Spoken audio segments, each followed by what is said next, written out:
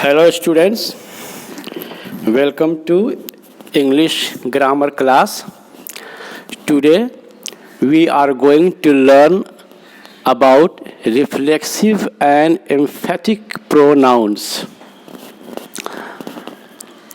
I hope you already know about pronoun. Pronoun is a word that comes in place of noun. So let's start reflexive and emphatic pronouns. Look, the following words are used both as reflexive and emphatic pronouns. The words given below are used both as reflexive and emphatic pronouns. What are those words? Those words are myself, himself, herself, yourself, ourselves, themselves, itself. Now, these pronouns, which we call reflexive and emphatic pronouns, are formed in this way. We add self or selves to these words. Self is added to my and it becomes myself. Similarly, self is added to him and it becomes himself. So, her plus self is equal to herself. Your plus self is equal to yourself. Your plus selves is equal to yourselves. It plus self is equal to itself. And when selves are added to our, it becomes ourselves, and when selves becomes is added to them, it becomes themselves. Selves is the plural of self. I think you know it quite well. So, in this way, these reflexive or emphatic pronouns are formed by adding self or selves to my, him, her, your, it, etc. So, we come to know that myself, himself, herself, yourself, ourselves, themselves, itself, these are reflexive and emphatic pronouns. Now, let's start first. What is a reflexive pronoun? So now, look at the following sentence. The boy fell and hurt himself.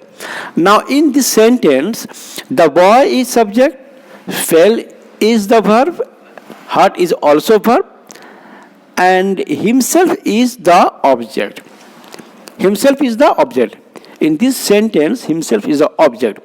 Now, look, whom did the boy hurt? If you ask the question, whom did the boy hurt? The answer will be himself. So, in this sentence, himself, which is the object in this sentence, is the reflexive pronoun. And remember, and notice one thing more. In this sentence, the subject, the boy, and the object himself, they are one and the same person. मतलब इस sentence में जो himself जो object है और यहाँ जो subject जो द बॉय है, ये दोनों एक ही पर्सन है. ठीक है. तो when in a sentence the word ending in self और selves, when that is the object and that also comes for the subject, we call it reflexive pronoun. मतलब जब किसी सेंटेंस में हिमसेल्फ, हरसेल्फ, इटसेल्फ, योरसेल्फ, इस तरह का अगर pronoun अगर आए और वो ऑब्जेक्ट भी रहे और सेंटेंस में जो सब्जेक्ट भी रहे, वो दोनों सेम आदमी हो, सेम पर्सन हो, तो इस तरह के प्रोनाउन को हम लोग बोलते हैं रिफ्लेक्सिव प्रोनाउन. तो इस सेंटेंस में मैंने क्या देखा कि the subject and the object are one and the same person. मतलब यहाँ पर जो बॉय है और यहाँ पर जो हिमसेल्फ है, ये दोनों एक ही आदमी हैं. तो इस तरह से reflexive pronoun is a pronoun which acts as an object and is the same as the subject of a sentence. मतलब रिफ्लेक्सिव प्रोनाउन वो प्रोनाउन है जो ऑब्जेक्ट की तरह काम करता है और वो वही है जो सेंटेंस में सब्जेक्ट है. तो हम समझते हैं कि ये आपको रिफ्लेक्सिव प्रोनाउन का पहला जो कंसेप्ट है वो समझ में आ गया. अब हम कुछ एग्जांपल्स देखते हैं. जैसे more examples of reflexive pronoun. देखिए पहला sentence, I wash my self when I get up. अब यहाँ पर आई सब्जेक्ट, वॉश वर्ब, अब माई सेल्फ हो गया ऑब्जेक्ट. अब myself and I they are same person. 2 number sentence देखिए, the batsman missed the century and cursed himself. अब यहां पर क्या है, ये हिमसेल्फ जो ऑब्जेक्ट है और जो बैट्समैन है सेम पर्सन है, इसलिए हिमसेल्फ हो गया रिफ्लेक्सिव प्रोनाउन. 3 नंबर क्वेश्चन देखिए example, to avoid the police arrest the criminal shot himself. अब यहां पर शॉट वर्ब हो गया, क्रिमिनल आपका सब्जेक्ट है और ये हिमसेल्फ क्या हो गया ऑब्जेक्ट. अब यहां पर हिमसेल्फ और criminal both are the same person.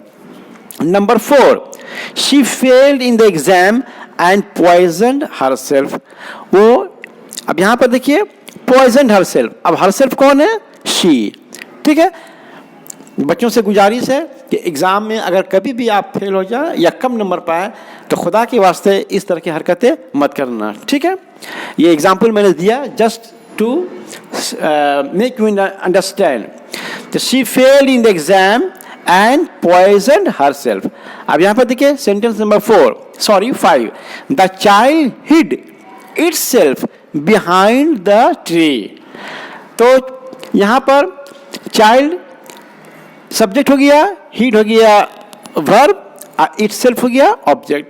Now itself is the same person as the child. Itself और चाइल्ड एक ही आदमी है. अब देखिए example number 6, the housewife set herself on fire. अब यहां पर सेट हो गया, set is verb, housewife subject and herself object. The herself and housewife both are same. Number 7, we often talk to ourselves. अब यहां पर talk verb हो गया, ourselves and we they are the same persons. Number 8 example देखिए, the farmers hanged themselves due to heavy load. The farmers hanged themselves. The farmers subject, hanged verb, themselves object. Or themselves or farmers both are same. What is subject is the object and what is object is the subject. Number 9, you deceive yourself by telling your parent lies. Number 10, the players blamed themselves for defeat. The players is the subject, blamed verb, themselves object. Now themselves and the players both are same. So these are the 10 examples given for the reflexive pronoun. तो reflexive pronoun में क्या हुआ, reflexive pronoun में जो है जो object होता है वही सब्जेक्ट होता है. ठीक है, the object is the same as the object. ठीक है, तो the word herself, himself, ourself, themself, when these words are object and the subject same we call them reflexive pronouns. Now there are several words which take the use of reflexive pronouns. कुछ words ऐसे हैं जो अंग्रेजी के कुछ verbs ऐसे हैं जो अपने साथ रिफ्लेक्सिव प्रोनाउंस को ही इस्तेमाल करते हैं. खास करके देखिए यहाँ पर दिया हुआ कुछ words, enjoyed, introduced, disguised, availed, absented, etc. और भी वर्ड्स हो सकते हैं लेकिन कुछ वर्ड्स ऐसे होते हैं जिसके साथ रिफ्लेक्सिव प्रोनाउंस आता है. अब जैसे देखिए यहाँ पर एग्जांपल दिया है, we enjoyed ourselves in the party. अब यहाँ पर जो है एंजॉयड वर्ब है और आवर सेल्व्स और वी, ये दोनों सेम है। तो इस तरह से we enjoyed ourselves in the party. Number 2, he introduced himself to the manager. ठीक है, he introduced himself to the manager. When a person goes to appear in an interview, sometimes the manager or the secretary ask the applicant to introduce yourself, to introduce himself. इस तरह से वो लोग बोलते हैं। तो उस मौके पर he introduced himself to the manager. Number 3, the thieves disguised themselves as policemen. ठीक है, disguise means to look otherwise. ठीक है, the thieves disguised themselves as policemen. the thieves किसको disguise किया? अपने आप को। Number 4, the secretary absented himself from the meeting. The secretary absented himself from the meeting.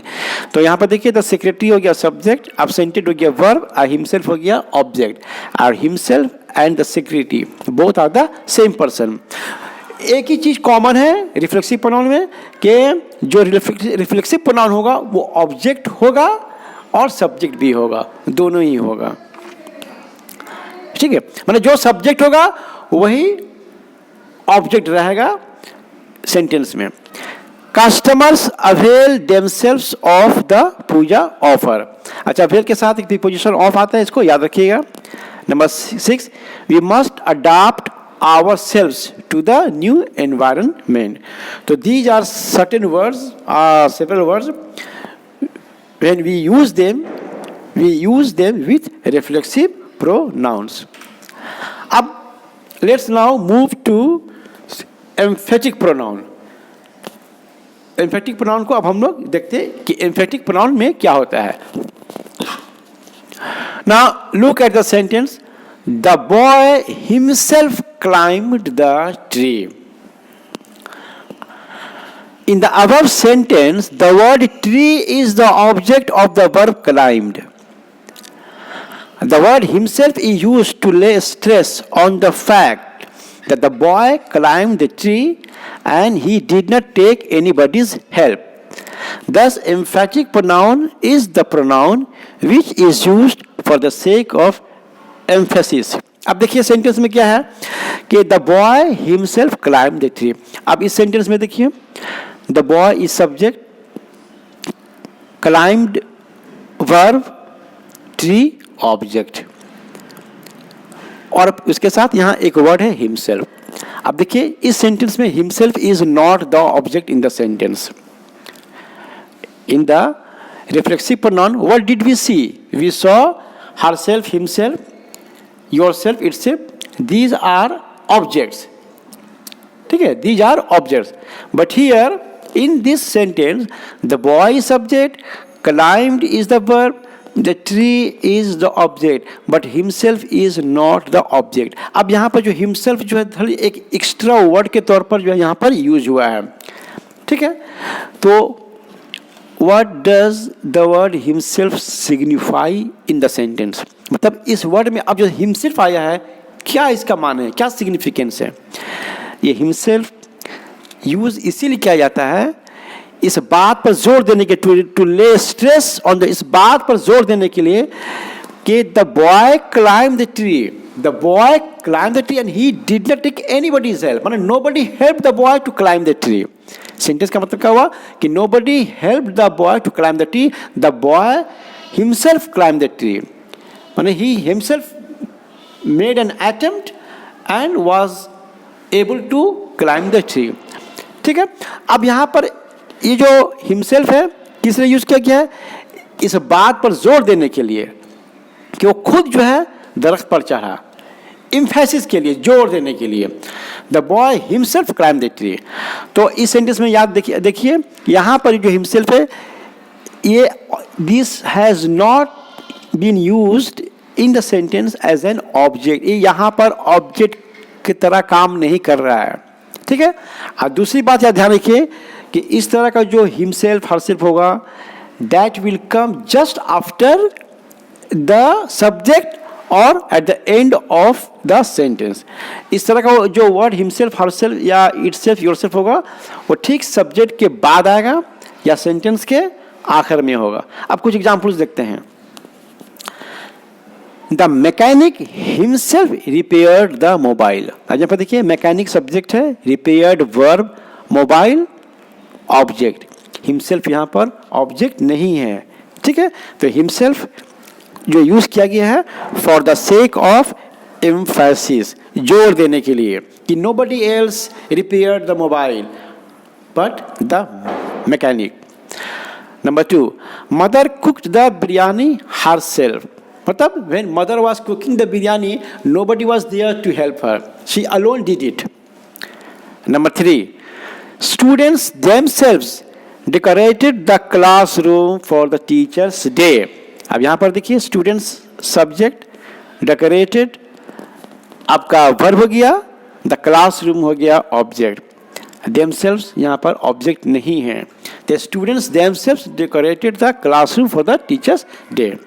Number 4, I covered my books my self. I subject, covered verb, my books object. My self object नहीं है. My self indicates that when I was covering my books, there was none to help me. Number 5, we ourselves are responsible for our failure. हम अपनी नाकामयाबी के लिए हम लोग खुद जिम्मेदार हैं.